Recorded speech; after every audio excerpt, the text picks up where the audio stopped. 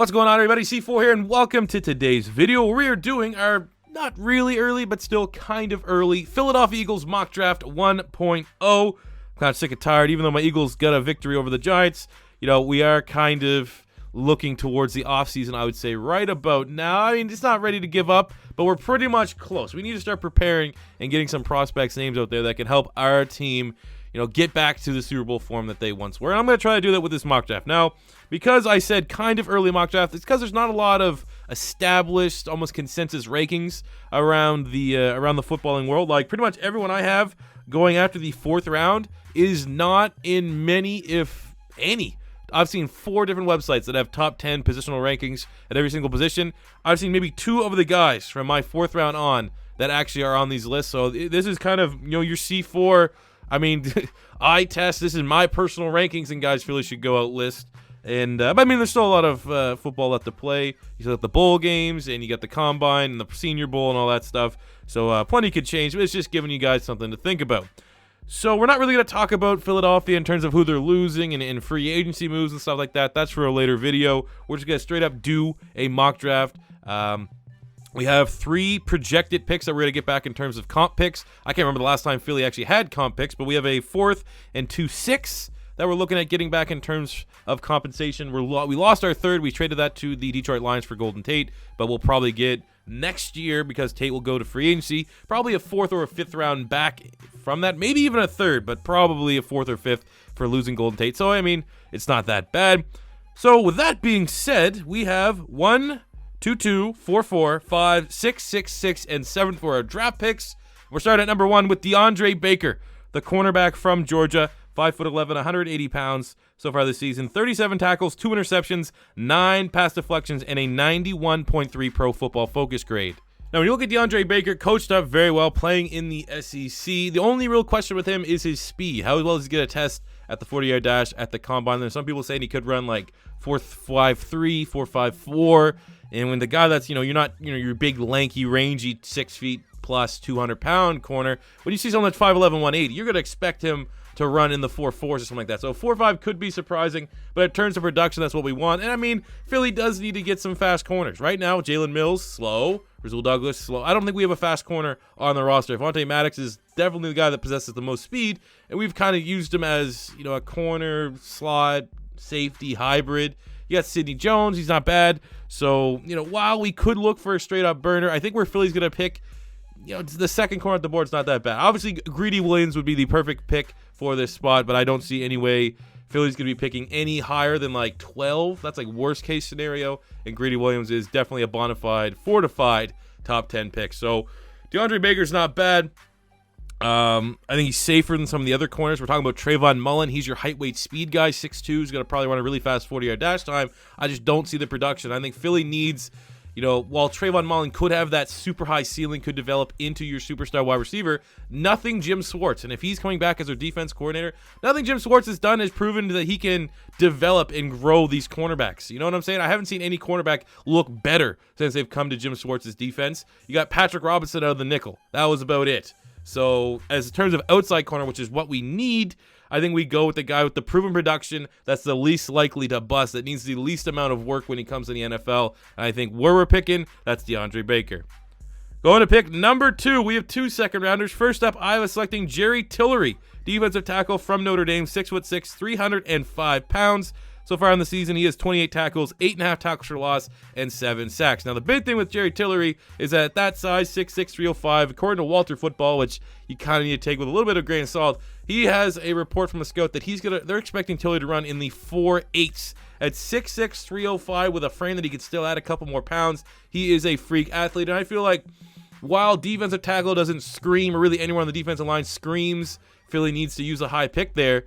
I mean, with the amount of riches in this year's draft class of the defensive tackle spot, guys that are bona fide top 15 talents in any other draft are going to be slipping into the second round just because there's so many talented interior defensive linemen that I think Philly, when we don't know the uncertainty of Timmy Jernigan long term, he could potentially be a cap casualty. You need to get talent in there with Fletcher Cox. And I think a guy like Jerry Tillery, who has the skills to affect the pass, the skills to affect the run, the upside, and the athletic ability, it's just too good to pass up. Even if worst case Jerry Tillery's a D tackle 3, That it's just a long-term move where Philadelphia is sitting there and we take best player available. Well, I may say, yeah, defensive tackle's not that much of a need, assuming we have Timmy Jernigan come back. You got Fletcher Cox, but when you have so much money put into one position, which is Fletcher Cox, the $100 million man, it's best to put young, talented players on rookie deals around him that he can elevate, that he can get better. And I think Jerry Tillery, for my money, is the best option here. There's a chance that maybe like a Draymond Jones could be here from Ohio State, but I think Jerry Tillery is going to be the pick. Going to our second round pick, I was selecting Chauncey Gardner-Johnson, defensive back from Florida, 5'11", 205 pounds on the season, 66 tackles, 9 tackles for loss, 3 sacks, 2 interceptions. Now this is, Gator bias. You got to figure Howie Roseman, our GM, is a Gator alumni. He's going to be looking at all the Florida Gators this year, and I think Chauncey Gardner-Johnson is an outstanding pick for the Philadelphia Eagles. When you look at what we're lacking on defense, a guy like Chauncey Gardner-Johnson is that money backer. He's a nickel corner because he originally started and played 2 seasons very well for the Gators at corner, and he can play safety. He can just do it all. He is a complete DB, and he could step in and make Sidney Jones an outside corner, which is what we need to happen. There's no excuses. Sidney Jones this offseason needs to transition to an outside corner. We burned a second-round pick on a guy that hurt his Achilles, and before he hurt his Achilles, he was debatably the top corner in the draft class along with Marshawn Lattimore. He's going on the outside, and then you find someone to go on the other side. For the love of God, hopefully it's not Jalen Mills. Hopefully it's DeAndre Baker sooner than later. And then you have a guy like Chauncey Gardner-Johnson, who I compare him to Malcolm Jenkins. That's what he played for my Gators. He was a leader.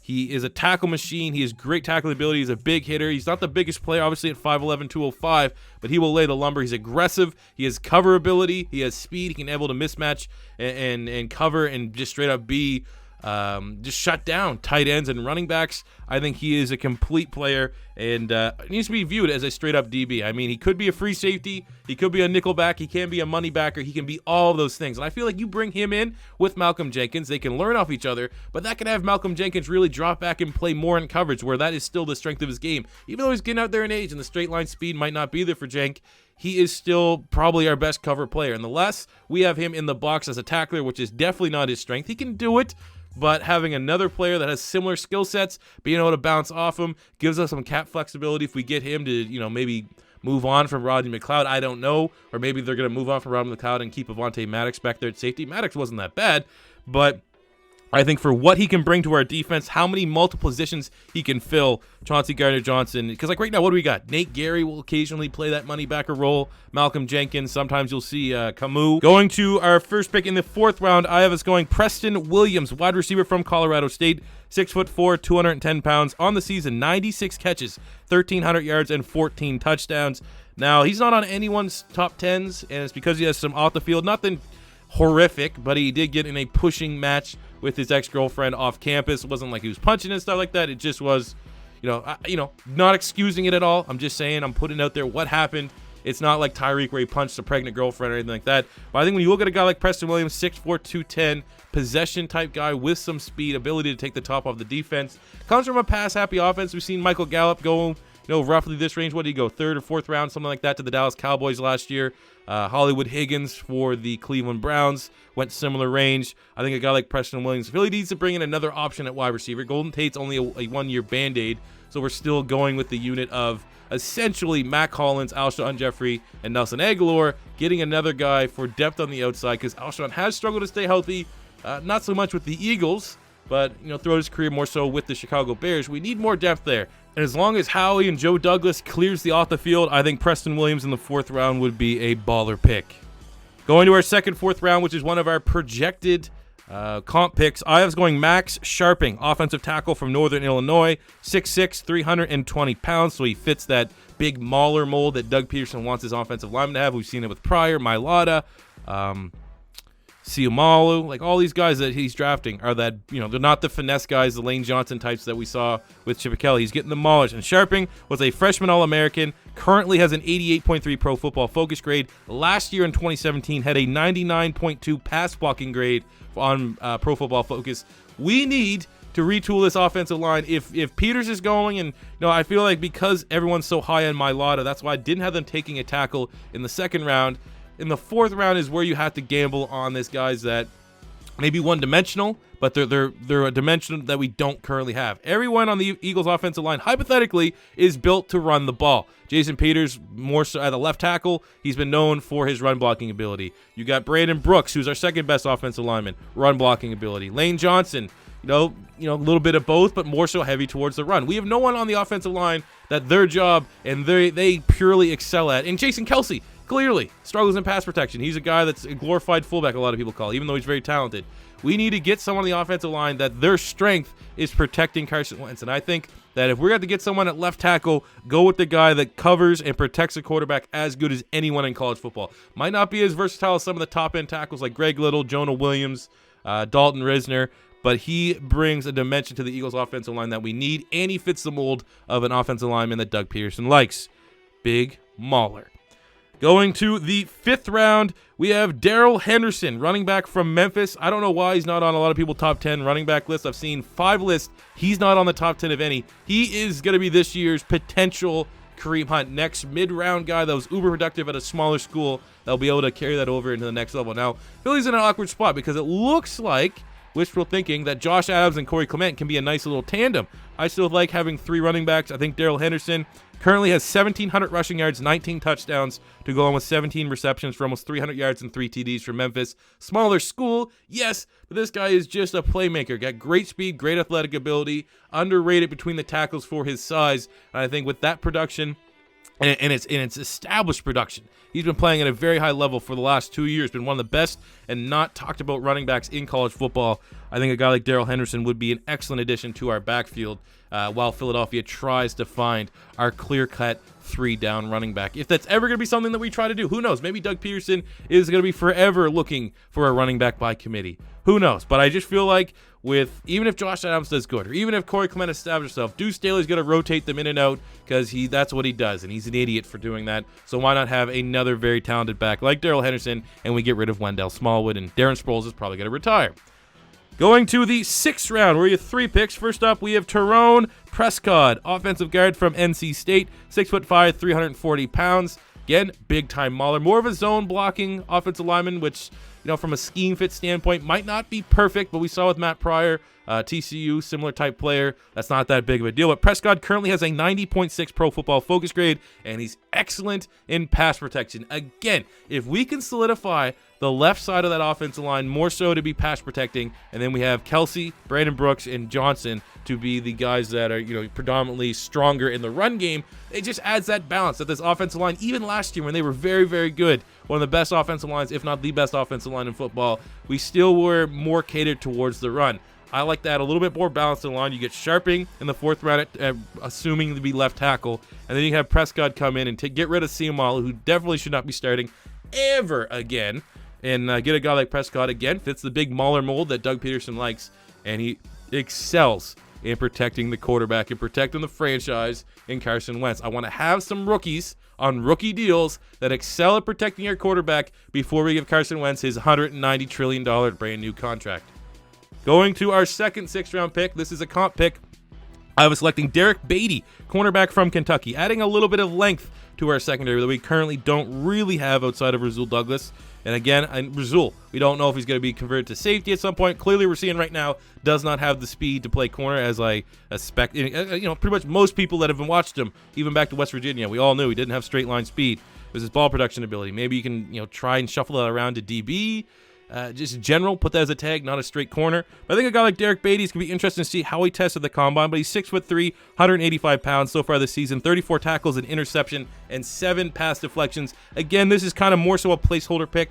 I think we do need to add 2 corners in this draft. And while you could kind of view Chauncey Gardner-Johnson as a guy with corner ability, I think in the last 3 picks, adding another corner, just because how depleted and how uninspiring our young corners have been this year. I think maybe it's not time to clean the slate, still hold out hope that Sidney Jones can be good, but for everyone else, I think it's time to start bringing in more bodies and seeing who really can earn a spot on the 53. And right now, Derek Beatty from Kentucky has that role. Again, 40-yard dash pending, because I'm telling you right now, at the 6th spot, if he's 6'3" and can run in the low 4.5s, we'll bring him.